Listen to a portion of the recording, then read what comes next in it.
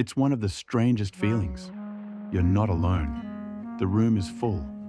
Voices overlap. Laughter rises and falls. And yet, something inside you feels completely separate. You sit there, listening, smiling when it feels appropriate, but none of it quite reaches you. You're part of the gathering, but not part of the moment. No one is being unkind. No one is excluding you on purpose.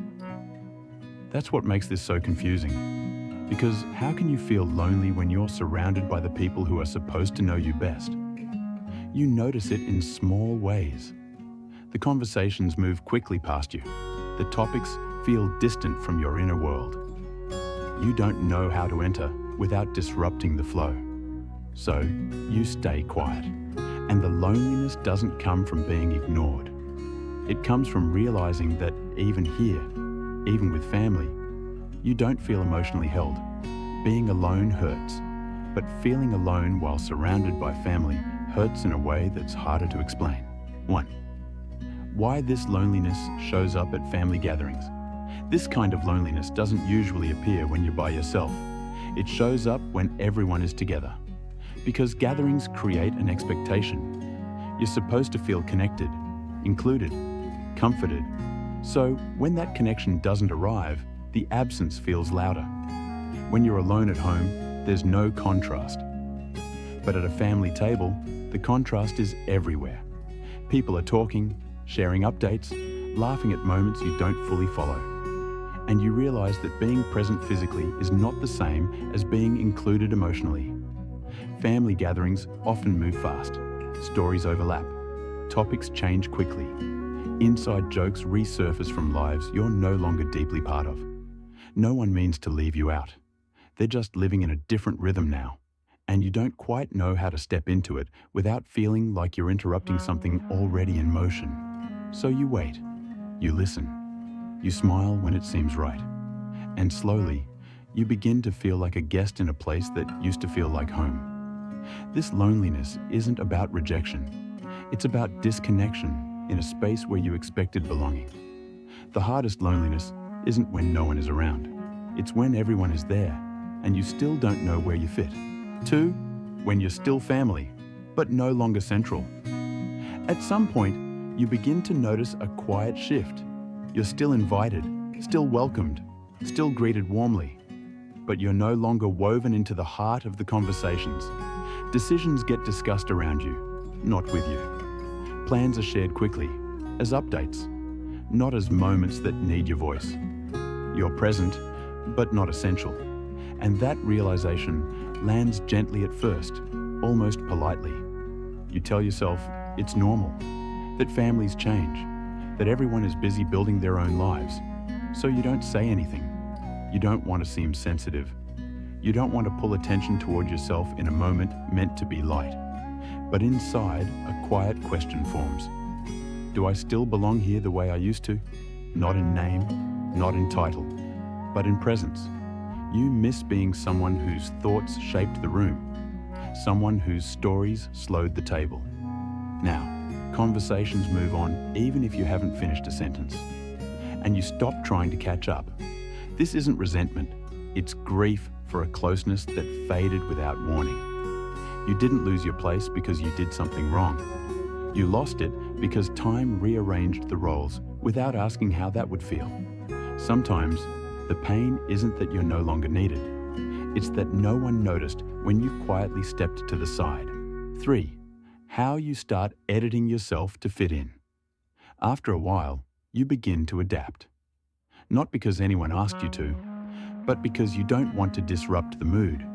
You choose your words more carefully. You shorten your stories. You let moments pass when you might have spoken before. You tell yourself it's fine, that the gathering isn't about you, that your role now is simply to be present and supportive. So you listen more than you speak.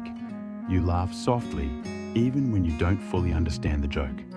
You nod along, even when the topic feels far from your inner world. And gradually, you start editing yourself. You remove the parts that feel too slow, too reflective, too heavy. Because you don't want to be the one who changes the energy in the room, But something important gets lost in that adjustment. When you filter yourself long enough, you stop feeling seen, even when people are kind. And the loneliness deepens, not because family has pushed you away, but because you've learned how to stay without fully arriving.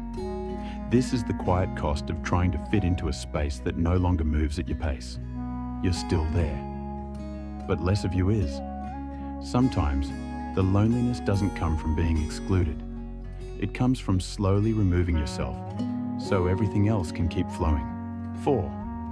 When everyone is kind, but no one is really with you.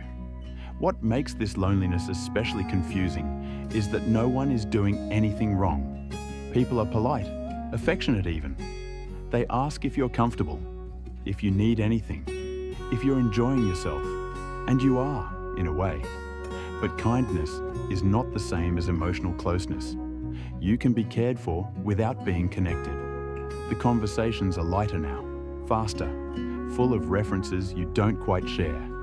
Technology, schedules, inside jokes, a pace of life that feels unfamiliar. You don't feel excluded, you feel out of sync. And that difference matters, because emotional closeness requires shared rhythm. When people move too quickly, too efficiently, too distractedly, your inner world doesn't have time to meet theirs. So you stay at the edges, not pushed there, just naturally drifting. You realize that the family you love is still here, but the way you connect has quietly changed. And naming that feels risky. Because how do you say, I feel lonely, when everyone is being kind? So you don't say it. You swallow the feeling and tell yourself you should be grateful. But gratitude doesn't erase loneliness. It just makes it harder to speak about. Sometimes the most isolating moments aren't caused by distance, but by being surrounded by people who no longer move at your emotional pace. 5. When you start questioning your place at the table, at some point, the loneliness turns inward. You stop looking around the room and begin looking at yourself. You wonder if you're expecting too much, if this is just how gatherings are now, if feeling disconnected is something you should quietly accept. You tell yourself that everyone seems happy, that no one else looks uncomfortable. So maybe the problem is you. Maybe you've become too sensitive, too slow, too emotional for the tone of the room. And that thought hurts more than the silence itself, because it suggests that your inner world no longer fits here. You begin to question whether it's okay to bring your full self to the table. Your memories, your reflections, your way of feeling things deeply. You don't want to be the one who makes things awkward by needing something real, so you shrink your needs. You laugh when expected. You stay agreeable. You excuse yourself early when the exhaustion sets in, and no one notices. Not because they don't care, but because you've learned how to disappear politely. This is the quietest pain of all. Not being left out, but feeling like your emotional presence no longer has a place to land. The hardest question isn't, why don't they see me? It's, am I still allowed to be myself here? 6. How you protect the peace by silencing yourself. By now, you've learned how to survive these moments. You've learned when to speak and when not to. You sense the rhythm of the room and adjust yourself to fit it. Not because anyone demanded it, but because you don't want to disturb the peace. You don't want to be the one who brings depth into a space that feels designed for lightness. You don't want to slow things down with feelings that don't have an easy response. So, you choose restraint. You hold your thoughts. You keep your emotions contained. You tell yourself, this isn't the time. And in doing so, you protect everyone else from discomfort. But that protection comes at a cost. Because every time you silence yourself, you confirm the belief that your inner world is too much for this space. You start carrying your loneliness alone, even when you're surrounded. This isn't selflessness, it's emotional self-erasure. And it happens quietly, out of love, out of the desire to keep things smooth, to not be a burden, to not ask for more than the moment can hold. But your feelings don't disappear because you don't voice them. They wait, and waiting for too long turns into exhaustion.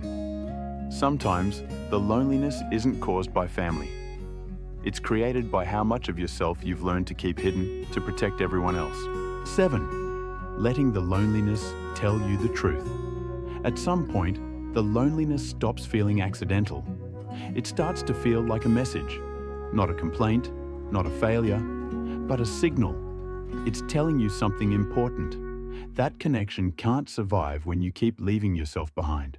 This doesn't mean your family doesn't love you, and it doesn't mean you don't belong. It means the way you've been present has required you to be less real than you actually are. You begin to see that the pain isn't coming from the gathering itself. It's coming from the distance between who you are inside and who you allow yourself to be there. You've been choosing harmony over honesty, ease over expression, and while that keeps the moment calm, it leaves you emotionally alone. This is not a call to confront anyone, not an invitation to disrupt the table or demand attention. It's an invitation inward, to notice what you need before deciding whether the space can hold it. To acknowledge that your feelings don't become inappropriate just because the room is busy. Loneliness, in this moment, is not asking you to leave. It's asking you to stop disappearing. Micro-hook. Sometimes the loneliness isn't telling you that you don't belong. It's telling you that you've been too quiet about who you are. 8. You're not wrong for feeling this way. If you've felt this loneliness at family gatherings, please hear this gently. There is nothing wrong with you. You didn't become distant, you didn't lose your place, and you didn't fail at being grateful. What you're feeling is the natural response to wanting emotional connection in a space that has quietly changed. You're allowed to notice that. You're allowed to feel it without turning it into blame, toward them or toward yourself. You don't need to force closeness. You don't need to perform warmth. And you don't need to disappear to keep the moment pleasant. Sometimes, the most honest thing you can do is simply let yourself feel what's true, even if you don't say it out loud, even if no one else names it. This chapter of life doesn't ask you to pretend that presence is the same as connection. It asks you to honor your inner world with the same care you've always offered others. And if, for now, that means sitting quietly with your feelings, not fixing them, not explaining them, that is enough. You are not emotionally alone because you're unseen. You're feeling alone because your heart still wants to connect. And that desire, even in its ache, is a sign that your capacity for closeness is still very much alive. You're allowed to hold that gently. Nothing more is required of you.